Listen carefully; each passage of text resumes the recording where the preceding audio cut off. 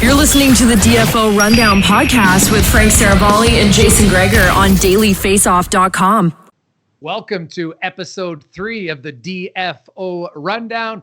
Frank Seravalli. I'm Jason Gregor. Hope you're having an awesome Monday as it's Game 7, Frank. Game 7 tonight. Something I don't think we've ever said in February, in a quirk of the schedule. And so we'll have Tyson Nash join us to talk about that craziness between the Blues and the Coyotes. Yeah, Game 7, 2 of the best words in the English language. I'm just not so sure that they were meant to be put together at this time of year in the regular season. What an odd year it's been for the NHL. And the fun thing is, it's actually they're 3-3. They've each won 3. So it's a legitimate Game 7 of 7 consecutive games between those two. And tonight would be like a perfect reason to have chips, Frank.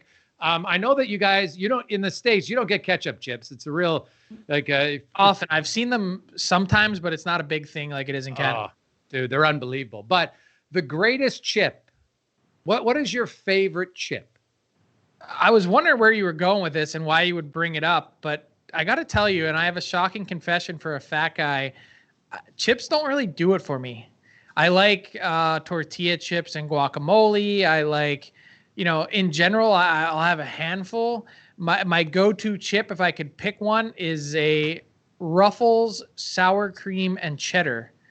But honestly, I'm not a chip, chips just don't get me excited. All right. Well, I like all dressed, but there's the new greatest chip, Frank. And the next time you come back to Canada, it's from Hard Bite. It's a spicy dill pickle chip. Without question, it's the greatest potato chip I've ever had. And this is not, just so everyone knows, this is not a sponsored element. This is not we're plugging your product. Not at all. But if Hard Bite wants to, if they want to come on the show, that's great. But no, this is just a free plug. I just had it for the first time, and I'm telling you, it's completely changed my potato chip experience. The spicy dill pickle. It's phenomenal. It's literally like the greatest flavor you will have in your mouth from a potato chip. Huh. Well, now I'm going to have to try and find it. But, I do like a good spicy pickle every now and again. They have these spicy pickle chips at convenience stores here that I don't mind, just like it. Do you guys have this up in Canada where it's basically just sliced up pickle, but it's in a bag with the juice, and you just buy it at the store and you can pop it open and just eat a pickle on the go? What? No. What's it called? I don't even know what the brand is. Just they have spicy and regular, but it's just pickle chips on the go. You're walking past the fridge at the convenience store, and it's there's just a bunch of pickles in a bag on a shelf, and you just pluck a bag and go. Wow. No, I've never seen that, but I like pickles, so I could. Is it good? Have you tried it? Oh yeah, I mean, they're spicy. They will make you sweat. Not that it takes a lot for me. Okay. Yeah. Well, I don't like too hot, but that's intriguing. Okay. I like it. I like the differences. Well, might unearth differences in Canada and US all the time when it comes to food. I like that. Now, speaking of spicy, on the weekend, Vancouver. Now, we've seen this many times. The owner or GM will come out and publicly support their coach, and 3 weeks later, the coach is fired if it's the GM, and sometimes the owner says it, and then the GM's fired. But Aquilini came out, and I have no problem defending, but I will say I kind of have a beef when they use the term media, because first of all, who is media? Nowadays, you've got social media, which is anybody. You've got bloggers. You've got then media people. So, I don't like the term media because it really lumps everybody into one. And not every media person is the same. We don't have the same opinions. And to me, it's just kind of like the owner. It's the low hanging fruit way to try to fire up your fan base to be like, yeah, you know what? Even though we suck, don't get mad at us. Get mad at the media because somehow they're the reason why your team's lost 6 in a row. If you had an issue with one guy, if I came out and said, hey, guess what? I think they're going to fire Benning, then rip on me. I don't have a problem with it, but I don't like the term media in a sense like that because you're generalizing, you're taking a cop-out. Yeah, and look, I get where you're coming from. I stopped taking offense to that a long time ago. But I'm not surprised at all by the declaration from Francesco Aquilini. We talked about it. I think it was episode 2 about the Canucks and really where they stood and the patience that was required. And look, like I said then, it's a shortened season. It was going to be a transition year with the young pieces that they were bringing in. And I think this Canucks team is going to look vastly different next season, hopefully as things normalize, they only have $58 million committed to their cap next year. And, to dig into that, yes, they're going to need to pay Quinn Hughes. Yes, they're going to need to pay Elias Pettersson, but they have a chance to sort of remodel on the fly. And I think get back to being that team that we all thought they would be, the team that they showed in the playoffs, going deeper than any other Canadian team. So I think this year is going to be painful when you look at, moving forward in terms of progression. Everyone wants it to be this straight line on a graph, and it's not like that. It's, it's wavy. There's all sorts of zigs and zags to it. And so they're experiencing a bit of that now. And I think they're going to be better off for it. They've got the foundational pieces in place: goalie and Thatcher Demko, defenseman and Quinn Hughes, forward and Elias Pettersson, Bo Horvat, the leader. That those pieces are hard to find. And so now it's about filling out the rest of the group with the proper support around them. And so I happen to like the statement. I didn't key in on the media part that you did. And to me, it was just a way to, turn the temperature down. The pitchforks have been out in Vancouver. It's a market that seems to get worked up really easily. And I think this was the team's way of saying, I don't care what kind of media it is, social media, print media, TV media, radio, whatever it is, we're not going to be feeling any pressure to that. So, and we're not going to be pressured to make decisions based on that. And too often, I think you see teams that take the easy way out and make decisions where, I don't think Travis Green became a bad coach overnight. I think he's universally looked at as a good coach in the National Hockey League. So, but too often you see, teams cut GMs and coaches loose when they're really just succumbing to the pressure. And so I actually liked what I saw from Francesco Aquilini and his Twitter thread. Do you go, and I'll take it from a different angle. Green doesn't have a contract. We're going to talk to Nash later. Rick Tochett doesn't have a contract. Do you think coaches are we seeing a little bit of a trend? Because we've seen a few coaches play out their last season because, free agent players like to test the market. Do you think we're going to see coaches in the future test the market more? I think there's certainly a couple coaches that are wondering, particularly ones that aren't extremely high paid. Is there a better opportunity out there? And I think there's, a coach like Rick Tochett, for instance. I think he's going to be one that's going to be in demand. Now, I had one of my bold predictions to start this year was that you would have essentially the best job security for any year as a head coach, given that this was a shortened year, and I didn't think teams would be making many drastic changes. But I could see that coming really after the season ends. Teams have a chance to shuffle the deck a bit based on who does become a free agent, that they decide to make those moves. So I think we'll see a little bit of turnover for that, really kind of for the first time, where teams before didn't even let coaches go into the season on the last year of their deal because they didn't like the optics where the players would have a chance to essentially run the room and dictate what would happen. There's a number of coaches around the league, and it could just be because of the unique COVID situation that we're in. But John Tortorella in the last year of his deal, there was Rod Brindamore is another one. There's 5, 6, 7 guys that entered this year in the last year that I think we could see a little bit of a game of musical chairs. Yeah, and I wonder if the coaches realize that might be better for them. Free agency helped the players significantly when it comes to contracts. It's never hurt.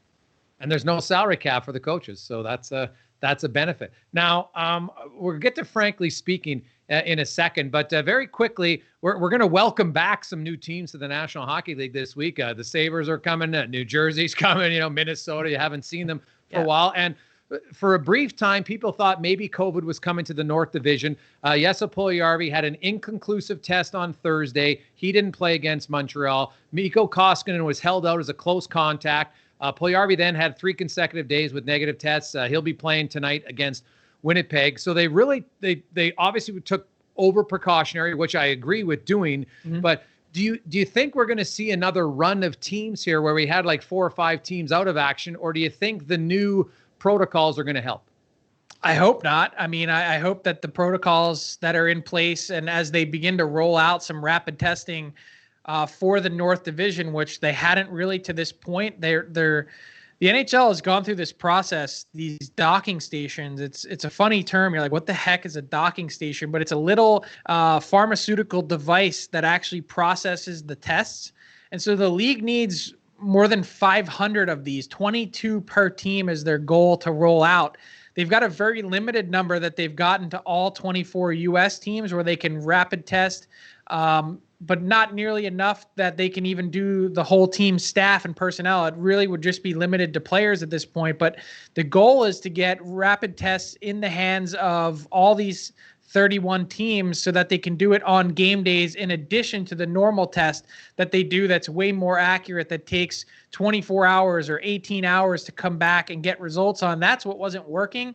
There was a hole in the NHL's testing protocol, and that's my opinion saying that. If you take a test in the morning and you don't get results till after the game is over, what's the point in doing it? And the league's response to that, my guess would be somewhere along the lines of, well, there's an incubation period that exists before that test exists where players are contagious and they're not showing up as positive. In this case, that doesn't make much sense to me, because if you test in the morning and you get the result after the game and you know that that player is positive, they wouldn't be allowed to participate in the game and they would be forced to sit out, and you'd have a chance to really stop the spread. So I think that's the idea, is to stop the spread. And the fact that it hasn't really gotten going yet in the North Division is a huge sign for the league, because that would really grind, I think, things to a halt with the provincial health authorities who are watching this with a hawk's eye. Let's get to Frankly Speaking right now. Some interesting topic that Frank's going to touch on. Yeah, Frankly Speaking, and it just feels like it's time for some change in Nashville and San Jose. These are two teams that are off to tough starts.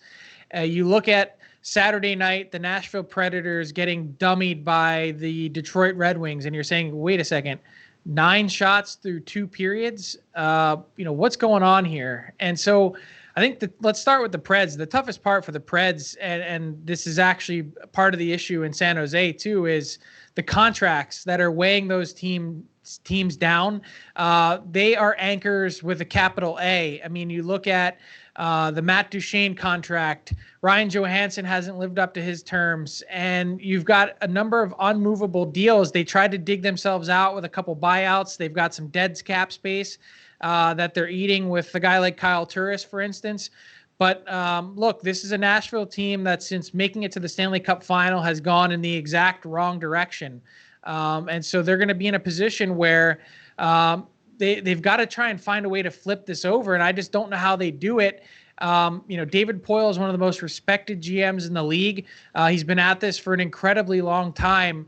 And so I don't know what the answer is there. They've bet on John Hines in a big way. And you could see in practice on Sunday, he was voicing his frustration to his team. But man, it feels like a change is needed there, whether it's at the very top or whether it's with some roster turnover. And the same thing in San Jose. I mean, look, they're trying something new with Bob Bugner as the head coach. And they've got some pieces. That Erik Karlsson contract, my God, it's got to be the worst in the league. You watch the way that he's played. He almost seems disinterested. It seemed like he was benched for the final 11:30 of their game on Saturday afternoon against Vegas. Bugner saying after the fact that they essentially were in a position where he had a minor injury that needed to be dealt with. He seemed fine in his last shift. But 4 points, 0 goals, 4 assists in their first 13 games. Man, to think about what's left on that contract and then what's left on Evander Kane's contract. Doug Wilson, similar situation. We're talking about two of the longest tenured general managers in the league. There just needs to be some kind of fresh approach to get these teams out of where they are. And given the fact that they don't have a ton in their pipeline coming, it could be some really long and lean years ahead. Yeah, you look at Doug Wilson, since he came in as the GM in San Jose, they got the second most wins of any team. Pittsburgh, and it's only this year that Pittsburgh leapfrogged ahead of them because San Jose is off to a slow start. They did everything but win a Stanley Cup in San Jose.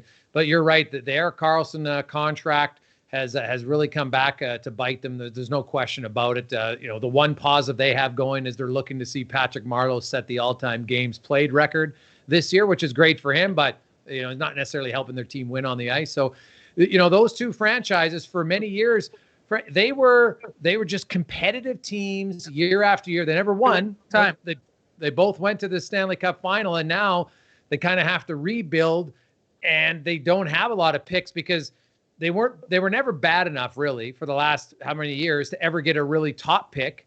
And so what do you do? Like it's a tough one, but long-term contracts for free agents, Frank, like the NHL, and I've said this many times and I'll keep saying it, you should have a rule after your entry. Like you couldn't do it under the age of 25, but no one after the age of 25 should ever get a 5-year deal. And it would actually benefit all parties. It would benefit the players because there's too much dead space when you buy out players that no one gets that money anymore. It's sitting and it counts against the cap, but the player doesn't even get it, right? Because you only get 2/3 of it. So it's a terrible system. And look at the NBA. The NBA, their biggest guys get all their money, and that's great. They play more minutes. But the max contracts they have are 5 years. I really think it would help the PA and it would help GMs because then they couldn't get into the ridiculousness that happens in free agency. Good luck trying to sell that to the PA. I think that would be one of the hills that they'd want to die on. Yeah, and I think it would just take somebody to take a step back because I think people always assume that longer is better.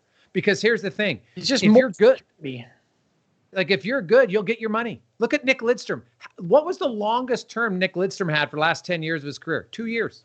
Now, sure, he's one of the greatest players ever, but you look at it, he always got money. He was never short. Like, I don't know about that. Like I would look back and say, for how good Nick Lidstrom was, and I don't know what his final career earnings were, but just off the top of my head, I would say that he's probably one of the most criminally underpaid players of all time.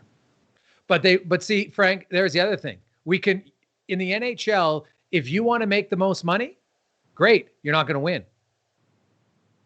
Right? Like Sidney Crosby, look at his contract. Like two different things. Like that's not really what the argument was. Like you're saying limit the term. That's a different story. But Lidstrom was one of the highest paid defensemen every year. You got to remember back in he was making $7.5 million back then.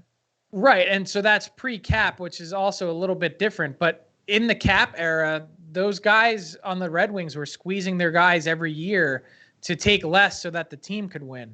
Yeah, but he was still getting 7.5 in the cap era, right? Like in 2008. All I'm saying is go back and look at his career earnings. He never got the mega deal that paid him the big bucks. He never got the Joe Sakic $20 million a year deal. He never got it. Yeah, well, I guess maybe he should have waited for an offer sheet. Yeah, that worked out nicely. Perfect. Well, let's get to our guest this week. Who we got coming on? Yeah, let's go to Tyson Nash. Looking forward to seeing what he has to say. And now we're very excited to welcome our guest this week on the DFO Rundown. He, of course, is a 3-time Memorial Cup champion. He's on the KAMLOOPS Blazers Ring of Honor. Played 12 seasons of pro hockey, 11 in North America, 7 in the National Hockey League, and he's a current analyst for the Arizona Coyotes. Tyson Nash joins us. Nasher, how are you, my man? What's up, boys? You guys must be at the bottom of the barrel if I'm making the pod right now. So I'm happy to be here, but holy geez, desperate times calls for desperate measures. Well, hey, you know what? We knew you were good, but you're not good enough to have video. So we're just going to kind of do audio, I guess. We'll have to, you're still in the minors figuring that out. I look better this way. Trust me. At least that's what my wife says. I wanted to show off my new haircut too, and nothing. I got nothing for you. Is it better than Jason's haircut? Oh man, he's the pom. We're talking Jason Strudwick, right? Oh yeah. Oh my, is that who we're talking about? We could tell. Well, Struddy doesn't. Well, his haircuts. Basically, his haircut is I like to call it the hanger on. Yeah, he uses tweezers now instead of scissors. I love it. Friggin' the 8-head. Well, Nasher, let's get into it a little bit. Tonight is something that we'll probably never ever see again in the history of the NHL. Game 7 of a regular season series. The Coyotes and the Blues, due to some games canceled in between, they've played 7 straight. They're 3-3, and tonight is Game 7. This is just peak 2021 right now. Yeah, it's absolutely crazy. Yeah, when first of all you saw us play Vegas 4 times in a row, you looked at the schedule and you're like, are you serious? Like, Vegas is supposed to be one of the heavyweights of the division. St. Louis as well. I mean, they're a year removed from winning a Stanley Cup, and you got to play them 7 times in a row after playing Vegas 4 times. You're like, where's the white flag here? Because we want to wave it, because that's not even fair. But for whatever reason, it's actually been a lot of fun. The travel has been much easier. In fact, I think the NHL is really kind of scratching their head going, hey, maybe we're onto something here. Definitely not 7-game segments, but maybe 2-game segments where the travel becomes less. You're not firing up the plane as much. You're saving money on that end and less wear and tear for the players. But it has been an absolute battle with this Blues team. And, really, I guess, excited to see what this young group, kind of in the middle of a rebuild with the Coyotes, that they're hanging around. They're actually more than hanging around. They're kind of taking it to the Blues as far as, certain moments of every game. It's been a lot of back and forth. Goaltending has been incredible on both sides with Darcy Kemper and Bennington. And obviously, this top line that Rick Tochett has put together with this Coyotes group with Garland, Schmaltz, and Keller it was scary, because you're like, oh my God, he's got all his offensive weapons. Not one wants to play defense. How is this going to, end up against the Blues? But it has been better than advertised. Tyson, I actually wanted to ask you about the job that Rick Tochett has done with this group. It's been a tumultuous year. Lots of different headlines from Oliver Ekman-Larsson and the trade request that went on or didn't, depending on who you talk to. And all sorts of change, different pieces coming in and out, injuries. Rick Tochett, in my estimation, is in the final year of his contract going to be a coach that's in demand this offseason. What do you make, and how do you assess his job with the Coyotes? Well, I think it's incredible. It really is. What he's done with what he's been given, the circumstance surrounding John Chaika, trying to keep his players focused. A new GM comes in, and Bill Armstrong. So trying to, find some, level ground there, all while he's trying to make sure his team is ready to go for this type of season. I mean, we just talked about it. Vegas 4 times in a row, St. Louis 7 times in a row. No NHL team has ever been through what the Coyotes have been through. And I think Rick Tochett has got the absolute most that you could possibly get out of this group the last couple of years. And now you look at what John Chaika, you talked about Oliver Ekman-Larsson, what the situation he has put this group in. I mean, I don't even know when our next draft pick is coming down the pipe, but it's no time soon. So Oliver Ekman-Larsson, listen, he understands. He's a true pro. He realizes that he's probably one of the only assets that they can give up that you're going to get a first-round draft pick for. And again, as I mentioned, they're rebuilding, so you need draft picks. You can't go out and sign a free agent that's going to get you to where you want to go, because if they're a free agent, that's a little bit scary. It's got to be by the draft. That's the only way. You need a Matthews, you need a McDavid, you need a Draisaitl. This team needs some superstars. They have some great young talent, but they don't have any superstars yet. Okay, so let's put aside the hockey talk for 1 second. You mentioned these 2 and 4 game segments. I know no one can leave their room right now with the COVID protocol. Things are kept pretty strict on the road, but if you were to take this schedule and throw it back to a normal year, pre-social media, pre-camera phone, how much trouble would you guys be getting in with 2 and 3 night stays in a given city? Well, not me. Not me. That's for sure. Just set the record. Yeah, not you, but in general hockey terms, any team at any point in the early 2000s, late 90s. Yeah, it would be very, very dangerous. There was nothing better. I'll tell you, there was nothing better than battling and grinding and fighting. And, after the game, you got a big win, you got a black eye, and you go to the bar and you're like, yo, what's up? It's just, you're with your teammates, you're choking back a beer. That to me was the ultimate. It really was. There was nothing better. There was no better feeling than it felt like you kind of went to war a little bit.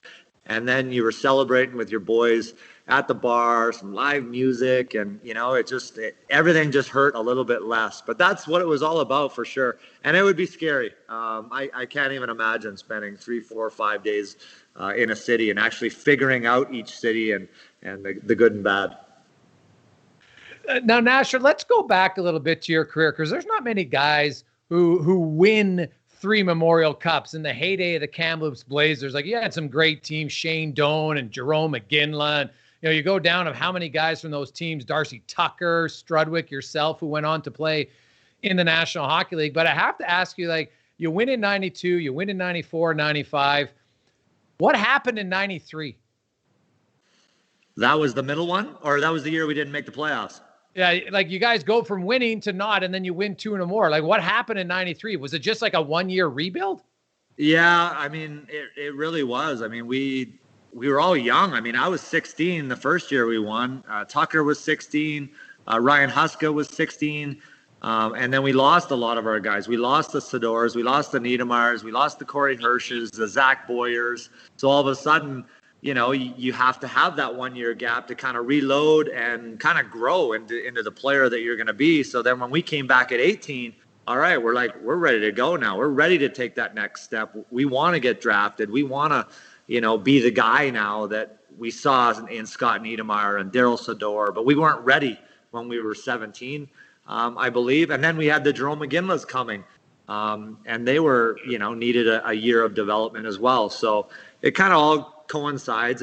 That's why it's the toughest league in the world to win championships, because there's so much turnover and so much change. In your time in Kamloops, man, you had a lot of great players and a lot of fun on those teams, I'm sure. Were you, like most guys come to junior, you're pretty skilled players, right? You came to the NHL and, you were a 10th round pick. You really had to grind it and be an agitator. Were you that all the way through your career, or did you kind of learn to be a shit disturber? No, I had to learn. I guess for me, and that's an interesting question because I see it now more than ever in the National Hockey League. But when I was 16, I was skilled. I was one of the best players, around. I mean, I was good. I mean, you all are. I mean, right? You're the best of the best. That's why you kind of move on because you're a good player. And I was a talented player. I scored a ton of goals in minor hockey and assists and like everyone else. So when I went to play for the Blazers, I had to do whatever I had to do to stick around. That was the bottom line. I mean, I'm trying to make the lineup. I think I only played 33 games that year, so I was a healthy scratch. I used to fight whoever I could fight in practice just to get into the lineup. I mean, me and Darcy Tucker used to fight like crazy. I fought Daryl Sador one practice. I mean, we would run and hit everything that moved just to show our coaches, Tom Rennie and Don Hay, that we deserved to get in the lineup. So then, you kind of evolve and, again, and then I turned into a skill player again. And then I scored 35 goals. I think my last year in junior, I had 75 points, less penalty minutes. So you evolve as a player, and that's how you get drafted, and that's how you get noticed, and that's how you move on to the next level. But I find there's so many players now that, like a Barrett Hayden, for instance, he's our 5th overall pick a couple years ago. He's 20 years old. Well, he's never been on the 4th line. He's never had to grind. So all of a sudden he's at the NHL level and he can't find an identity. He can't find a role on the team because he doesn't deserve to be in the top 6. He just doesn't. I don't even think he should be on the power play.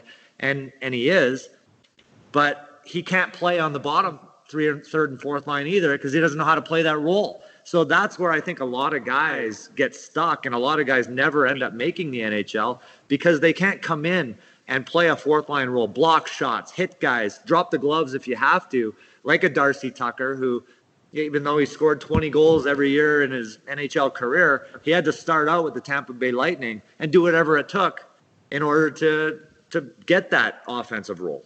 Well, then, Tyson, there's some other guys that are high picks like that adapt to that, that 3rd and 4th line, bottom 6 role really well. Like, I'm looking at a guy like Sam Bennett in Calgary, and he's never really been able to break out of that mold. He did what he needed to in the beginning of his career to crack the lineup, to help the Flames in the playoffs. And then, he's one of those top 5, top 10 picks that now at this point, all these years later in his career, sees himself as more than that, but can't break free from that mold. So is that kind of what players get caught up in? Is like, I don't want to be looked at for my entire career as a bottom 6 player. Maybe it's better off that you kind of go through the trials and tribulations or ups and downs like a Hayton is. Yeah, no, and that happened in my career too. I mean, I started, I remember Joel Quenneville said, hey, you got to be the most hated guy in the league. If you do that, you got a job here in St. Louis for as long as you can maintain that. Draw penalties, be a thorn in the side, stir stuff up. And I'm like, okay, well, I never got out of that role. I kept doing it year after year after year. And then I got traded to Phoenix, Arizona now, but Phoenix at the time. And I remember Wayne Gretzky, like, I'm out there running around, freaking slashing guys in the back of the legs, drawing penalties. And he's like looking at Talk, who was our assistant coach at the time, and Samuelson. He's like, what is this guy doing? Like, there's a puck out there. Like the puck is your friend. Like, try to handle it every once in a while. And, I just never evolved, and he never really understood what I was. And, you just kind of fall out of favor if you don't evolve. And that's the biggest thing. Guys like Steve Ott, guys like Sean Avery, they evolved in their careers. Guys like Darcy Tucker, and they ended up being better players than they were when they came into the league because they got better in their game. And I never did. I kept to the same role, and eventually you get too old. So I want to ask you about the next evolution in your career. You stopped playing and you transitioned to TV. What was that like? How much better do you think you are now than when you first started? And did you have any crazy experiences at the start where you're like, holy smokes, I don't know if I'm cut out for this? Oh, man. Honestly, like, people don't realize how hard of a job that we all have. Like, the dead air time, the, thinking on your toes, all that stuff. It's way more difficult than I ever thought as a player, and I know players abuse me now going, oh my God, is he bad? Like, did you listen to that question or what? Like, it's such a more difficult job than I think people will ever give us credit for, but it's the best job in the world. It truly is. I don't get beat up anymore. I get to travel around. I'm living the life of an NHL player. I'm on the private planes, and now you can actually enjoy those cities too. And you're talking hockey for a living. It's honestly, and I listened to my games when I first started, and I'm like, I can't believe they let me come back for another year and another year and another year. And, you evolve, right? You try to get better every broadcast, and you have to be prepared. That's my biggest thing, is that I've been caught with my pants down because you're not prepared. You take it, you're tired, or it's a back-to-back situation, and you don't do your homework like you need to do for the broadcast, and you get caught. You get caught out on that branch. It starts to break, and there's no one there to save you, right? Now, Nasher, going back to your career, and I think obviously you had to work hard, and so it doesn't surprise me that you've gotten a lot better as an analyst and stuck around as long as you have. But, you came out of Vancouver. You were drafted by them in the 10th round. You played in their organization for a few years, didn't re-sign, and then you went to St. Louis. But I want to talk about Syracuse. The late, great Jack McElharney was your first coach in the American League. And now Frank would know this very well, of course, because he was part of the Broad Street Bullies. You got a few favorite stories of Jack as a head coach, and was he as intimidating as a coach as he was on the ice? Oh, man, he was such a wonderful man. I respected him like crazy because he didn't care, right? He didn't care who I was, where I was drafted. He loved the way I played. He respected the way I played. So he wanted to play me. And I remember him calling me in one time and just being like, Nasher, he goes, they don't want me playing you as much as I'm playing you because you're not an early round draft pick. And I'm like, wow, how refreshing is that? That at least he's being honest with me and telling me what's going on. But he said, if you keep doing it, I promise you, I don't care about my job. I will continue to play you because that's my credibility too. I would be a fool if I sat you on the bench because you're much more deserving than a bunch of the pansies we have that we drafted in the second and third round, right? So I'll never forget the one story though. Dave Scatchard and we'd fly around. We were like energy guys in practice, and he blows the whistle and he's standing in the corner, and Dave Scatchard comes flying in 1,000 miles an hour and tries to stop, and he blows a tire, and he ends up sliding right into Coach Jack Mack. He takes out his feet. Jack flips like up in the air, lands on his back, smacks his head against the ice, and we thought he was unconscious. He gets up, and oh my God, like if looks could kill, he wanted to murder Dave Scatchard for doing that. But he was just such a scary man. Like, and then you can't help it because you hear the stories and then you go watch the videos and you're just like, this guy was one of the toughest human beings to ever play the game. I mean, it was, so when he spoke, you definitely listened. That is one scary man behind the bench. And then you go to St. Louis. You have Joel Quenneville, of course, who's one of the greatest coaches in NHL history. But he also had Gordie Roberts as the assistant coach. Now, I know it's different when you're an assistant to a head coach, because I know one time he was a head coach in the American League. And for practice, he had guys pretend there was a puck, even though there wasn't a puck. And he ran the whole practice where everybody had an imaginary puck, which is still one of the greatest stories I've ever heard. But do you have any Gordie Roberts stories from your days when he was an assistant in St. Louis? Oh, just that. I mean, you come in there, right, and you're playing for the Blues, and you're seeing this guy, and he's an older guy, but he's such a sweetheart. He's so sarcastic, but he always had, and I remember that story about the pucks, which is classic. But he always had these mittens, and he'd play with these, like, this was like a legend. This guy's a legend, and he's got these mittens on, and he's got these skates that there's no laces in them. They're Velcro straps, like the shoes we used to wear, like, so he wouldn't have to tie up his skates, but he skated around and you could barely get around the ice with these old Velcroed skates that were tied up. So, I mean, the guy was classic. And when he spoke, you listened. And when it was story time, you could never get enough from him. So Tyson, you're a man of fashion. You mentioned the mittens and the Velcro skates. I got to ask you about these purple Coyotes jerseys.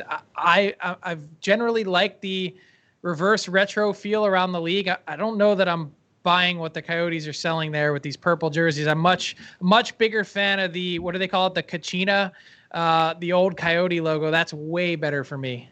Yeah.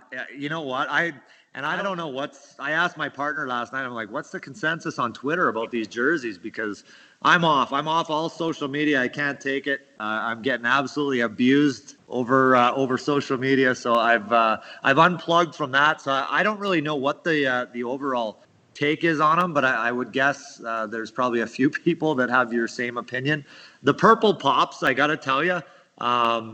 But it's definitely a unique look. We played the Blues and they had their reverse retros as well. I wasn't crazy about those either. I mean, it is what it is. I think it's fun for the fans. And obviously the fans are buying in. They were flying off the shelves, those jerseys last night. I know that just because we do have fans. I think we're up to 5,000 fans. The building was rocking. They were loud. It's just, I don't know. It's exciting to me just to have fans back in the building, just some normalcy and people buying jerseys and talking hockey. And it was exciting. So I want to ask you about social media, though, because you kind of hit on an interesting subject for me personally. Like, I've had enough. If I didn't need to use Twitter every day for my job, I would probably jettison that app to the moon. I've just, like, it's such a toxic place by and large. And I can't stand the back and forth and the, just the general conversation. Everyone's wrong at every turn. What made you decide to pull the plug, and are you better off for it, do you think? I am so better off. And, I've been talking to my kids a lot about it. I got 3 kids that I think, like all kids, they live on their phones. Their face are constantly buried in their phones. I just find it such an empty place to be. And right now, I don't think it's a safe place to be as far as social media goes. I think people are just so mean, so rude, and so able and allowed to do it because there's no consequences. I mean, when I grew up, if someone was going to say something to me or write a note to me, they'd have to face the piper. Now nobody has to face the music, and they can say whatever they want, rude as they want, and as mean as they want. And I'll tell you what, some of the direct messages and comments that you would get were just rattling. So I'm trying to set an example for my kids, just to, hey, unplug a little bit, because it's not real. I think that there's so much popularity too with a bunch of these clowns on social media that have all these followers, and I'm just like, really? These guys, I mean, are so painful. I just don't get it. I think you have to earn that by being a good person and having I don't know. It's not real to me, I guess, is the biggest thing for me. And as you said, am I better off? Absolutely. I would highly recommend it to everyone if you don't need it for work. Well, Nasher, I appreciate it. Before we let you go, we always have a section we like to call rapid fire, where we fire off. And so just kind of quick answers, what comes to your head, something a lot of fun. We always try to tailor the questions to our guest. So if you're ready to go, we'll get the timer on. And here we go. First, what is the best sunscreen? Baby oil.